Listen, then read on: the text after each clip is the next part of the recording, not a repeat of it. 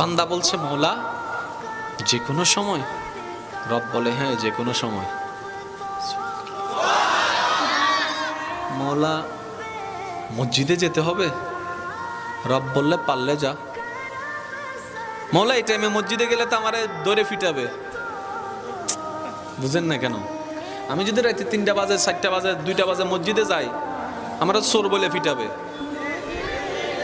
মসজিদে যাওয়াটা রিস্ক হবে। রব্বে করিম বলে মসজিদে না পারবি না, আল্লাহ পারবো না, তাহলে যা ঘরে যা, যাই নামাজ বিছা। বলে যে যাই নামাজ বিছালে তো বউ বুঝে ফেলবে আমি বাটপারি করছি। কথা বলেন না কেন? মওলা বউ বুঝে ফেলবে, মা বুঝে ফেলবে, নিশ্চয় কোন একটা অঘটন ঘটাইছি সেজন্য যাই নামাজে বসে কান্না করছি, তাহলে তো ইজ্জত ফানসার।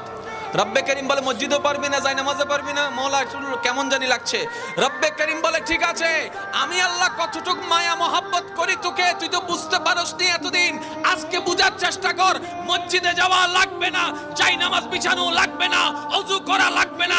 তোর যদি এতই প্রবলেম হয় জবানটাও খোলা লাগবে না, মন থেকে তুই একবার আমাকে ডাক দে, একবার ডাক দে, একবার বল রহমান মাফ করে দাও, রহিম মাফ করে দাও। তোর মনের অবস্থা আমি রব্বে করিম শুনে ইন্নাল্লাহ ইয়াগফিরুজ যুনুবা জামিয়া, তোর সারা জীবনের গুনাহকে মাফ করতে রাজি। সুবহানাল্লাহ।